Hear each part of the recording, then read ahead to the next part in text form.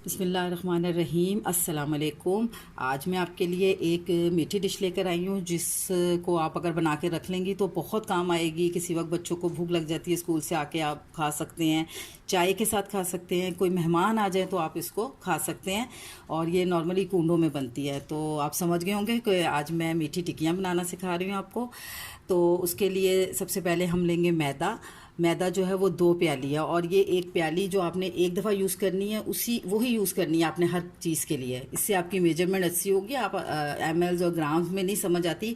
अच्छा, एक ही प्याली है जिसके दो दो प्यालियाँ मैंने इसमें मैदा लिया है। उसी प्याली से 1 प्याली चीनी नापी है, उसी प्याली की आधी प्याली सूजी है, और उसी प्याली का 1/4 प्याली जो होती है ना, अगर आप इस टीस्पून में करेंगी तो 3 से 4 चम्मच जो जिससे हम चावल खाते हैं वो चम्मच के घी है, और ये मैंने मेल्ट किया हुआ। इसी तरह तकरीबन 1 प्याली जितना मैंने दूध लिया है। ये उस वक्त डिपेंड करता है कि मैं कितने में गुन जाता है।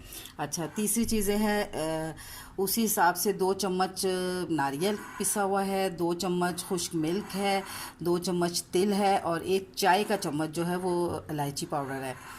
तो इन सबको हम उसके लिए एक बड़ा बॉल ले लेते हैं।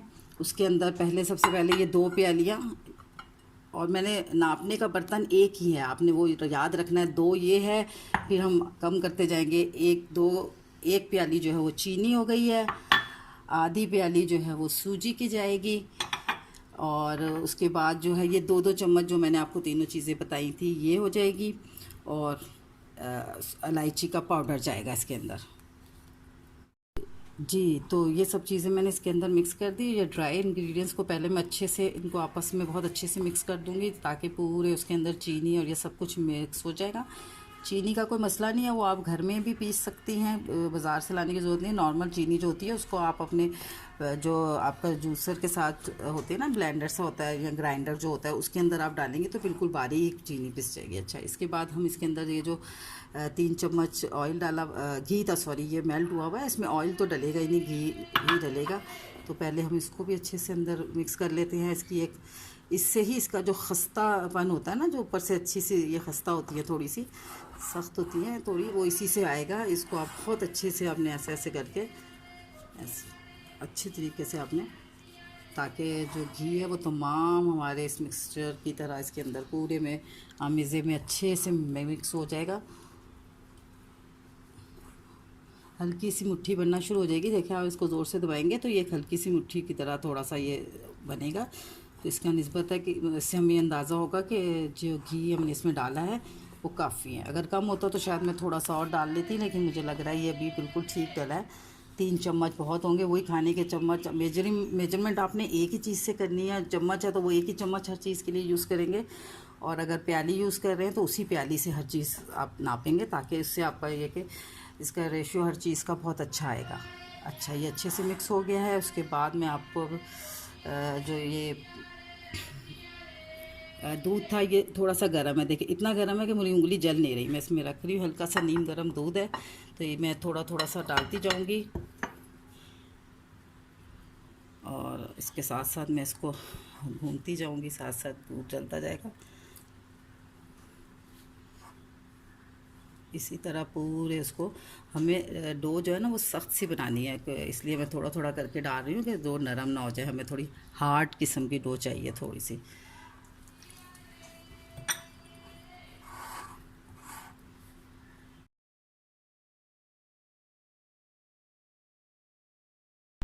जी, तो ये देखें, इस तरह अब बिल्कुल सिमट गया है सारा अच्छे से, एक पेड़े की तरह ये डो बन गई है। लेकिन ये स्टिकी बहुत होती है। एक तो ये है कि आटा और ये चीज़ें स्टिकी होती है, दूसरा इसमें चीनी डली होती है ना, तो वो बहुत चिपक रहा होता है हाथ को। तो इसके लिए आपको मैं थोड़ा सा बता दूं कि ये हल्का सा, ये देखें, मैंने ऑयल लिया है, हाथों को हल्का सा लगाऊंगी, और उसके बाद फिर मैं हल्के हाथ से इसको ऊपर, बहुत ज़्यादा गूंदने की ज़रूरत नहीं है हमें। अच्छा, हल्के हाथ से करूँगी। देखें, मेरा ये हाथों से सारा जो मिक्सचर है वो उतर जाएगा, ऐसे सारा। देखें, इकट्ठा हो गया सारा। हाथ भी काफ़ी हद तक मेरे जो है वो साफ़ हो गए इसके। अब इसकी इस सिचुएशन पे जो है हम इसको कुछ देर के लिए, तकरीबन आधा घंटे के लिए, कोई भी आप प्लास्टिक शीट लगा सकते हैं या बटर पेपर लगा दें, करके इसको ढक कर जो है हम आधे घंटे के लिए इसको डो को रेस्ट देंगे। तो बाकी जो है मैं फिर उसके बाद आपको इसको हम फ़िलहाल आधे घंटे के लिए रख रहे हैं। जी, तो ये अब आधा घंटा हो चुका है और ये देखें कि ये अच्छी सी डो स्मूथ बिल्कुल देखें तैयार हो चुकी है। अब मैं इसमें से तकरीबन इसके थोड़ा सा ऐसे 2 हिस्से करूँगी। एक को मैं वापस ऐसे संभाल के रखूँगी और दूसरे को जो है वो मैं ऐसे थोड़ा सा पेड़े की तरह करके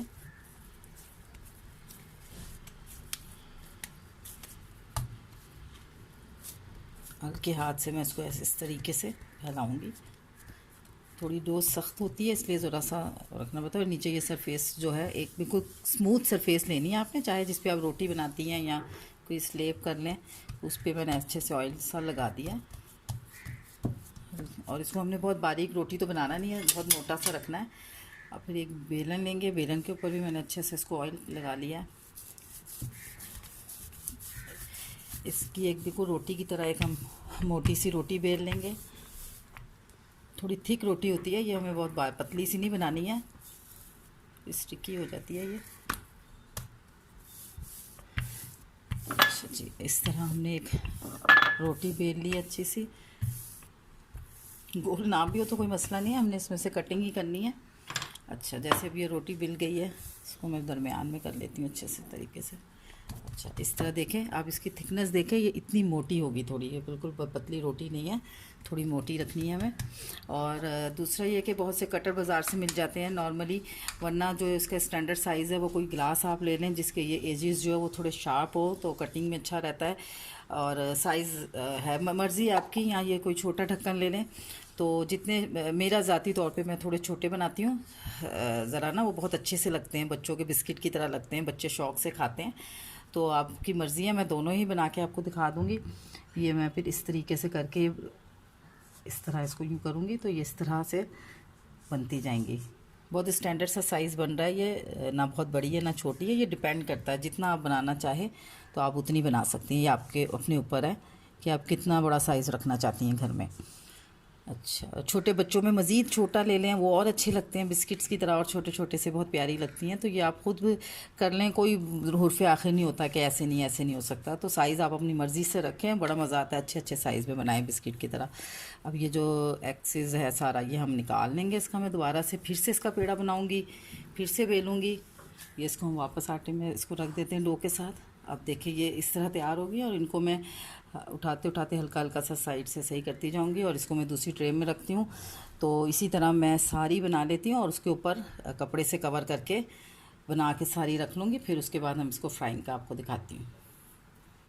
अच्छा जी, ये देखिए ये तकरीबन सारी मैंने बनाकर रख ली हैं। कुछ इस प्लेट में है, कुछ इसी बॉल में रख दी हैं, एक दूसरी प्लेट, दोनों तीनों प्लेटों में रखी। ऊपर नीचे नहीं रखते क्योंकि ये स्टिकी होती है ना, चिपक जाती हैं आपस में, तो फिर दोबारा से उनको बेल के बनाना पड़ता है या उसकी शेप ख़राब हो जाती हैं। तो ये इस तरह मैंने बना के सारी रख ली है। तो अब मैं आपको उसको फ्राई का तरीका दिखाती हूँ कि फ़्राई कैसे करना है।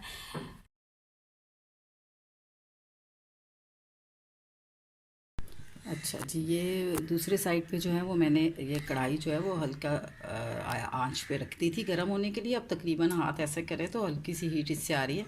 बहुत तेज़ हमें गर्म ऑयल नहीं चाहिए जैसे पकौड़ों के लिए होता है, तो इसके लिए हमें ज़रा कम गर्म होना चाहिए क्योंकि वरना ये कच्ची रह जाती हैं। तो इसमें पहले जो है मैं एक एक करके ऐसे डालती जाती हूँ। ये देखिए हल्के हल्के से बबल्स बन रहे हैं, तो इसका मतलब है कि ऑयल हमारे हिसाब से बिल्कुल ठीक है। हमें बहुत तेज़ ऑयल नहीं चाहिए था कि ये एकदम जलना शुरू हो जाएगी। अच्छा, इस तरह इसमें हम आहिस्ता आहिस्ता करके एक एक करके इसको टिक्कियाँ जो है वो हम इसके अंदर ऑयल में डालते जाएंगे। और अभी हम इनको हिलाएंगे नहीं थोड़ी देर के लिए। जब ये थोड़ी सी अपनी शक्ल में आ जाएंगी, थोड़ी सी हार्ड होना शुरू होंगी, पक जाएंगी, इन पे लेयर आएगी, फिर हम इनको हिलाएंगे, वरना इनके टूटने का ख़तरा होता है।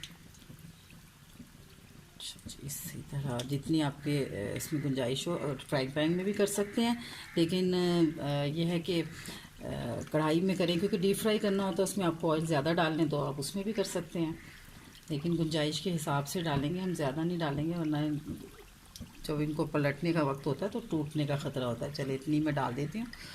तो जब तक ये फ्राई हो रही है थोड़ा सा हम वेट करेंगे, 1 से 1.5 मिनट तकरीबन लगेगा, और ये जो है नीचे से बिल्कुल अपना अच्छा सा कलर देना शुरू कर देंगी। तो फिर हम इनको जो है चेंज कर देंगे, इनका साइड चेंज करेंगे।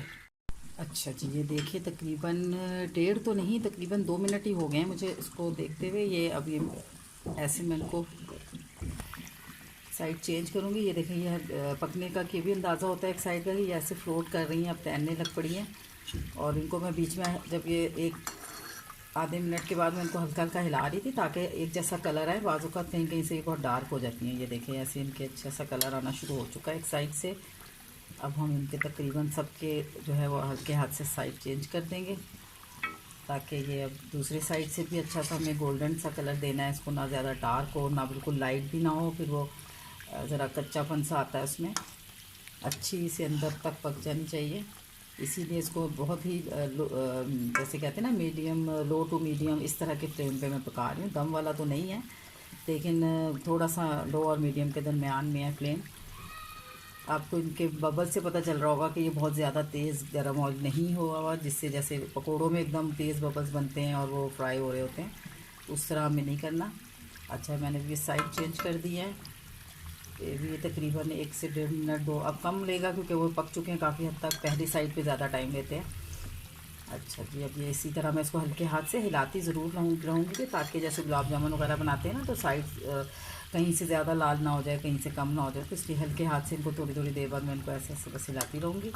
और 1 से 1.5 मिनट मज़ीद इनको मैं इसी तरह फ्राई करूँगी। तो उतनी देर में फिर आपको मैं दिखाती हूँ कि इससे आगे कैसे शक्ल इनकी आ रही है।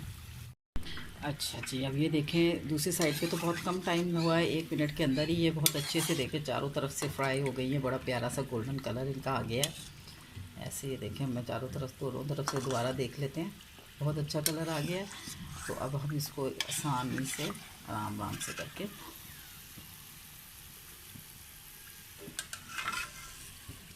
किसी भी प्लास्टिक कागज़ की कोई शीट ले लें, या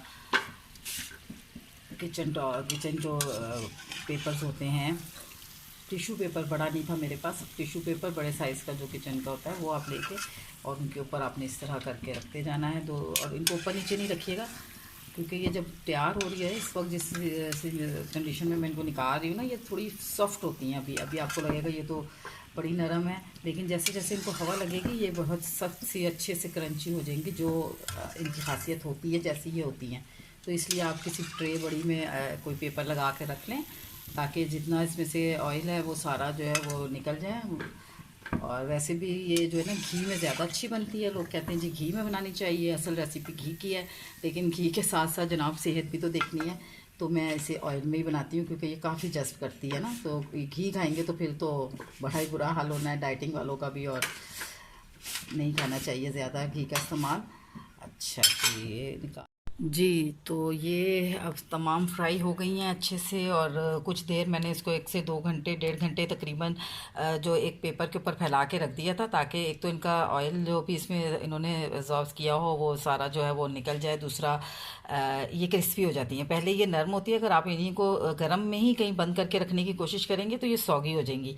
तो इस बात का ख्याल रखिएगा कि इनको बिल्कुल रूम टेम्परेचर पे मुकम्मल ठंडी होने के बाद आप इनको किसी चीज़ में रखिएगा, वरना ये ख़राब हो जाएंगी। जब बहुत अच्छी तरह ठंडी हो जाएगी, क्रिस्पी हो जाएंगी, फिर इनको आप किसी भी कंटेनर या कोई जार ले लें ढक्कन वाला, उसमें रख के आप 15 से महीना तक भी, ये अच्छा मौसम हो तो महीना तक नहीं ख़राब होती है, बल्कि फरमाइश पे लोग मुझसे बनवाते हैं। मेरे अपने बच्चे तो बहुत शौक़ से खाते हैं, मेरे भतीजे बहुत शौक़ से खाते हैं, सारे मुस्तैद के लिए मैं बनाती हूँ, लेके जाती हूँ। इसी तरह ख़ास तौर पर अभी मैं मिस कर रही हूँ जवार और सलार को, वो आउट ऑफ सिटी है, वो वहाँ से मुझसे बनवाते हैं, इसलिए मुझे पता है कि ये ख़राब नहीं होती, और 15-15, 20-20 दिन वो लोग रख के खाते हैं। यहाँ से मैं भेजती हूँ। आप भी अपने प्यारों के लिए बनाइए, खिलाइए और ख़ुश रहिए। सब अपने घर वालों का ख्याल रखिए। नेक्स्ट रेसिपी में फिर मुलाकात होगी, इजाज़त चाहती हूँ। ओके, अल्लाह हाफ़िज़।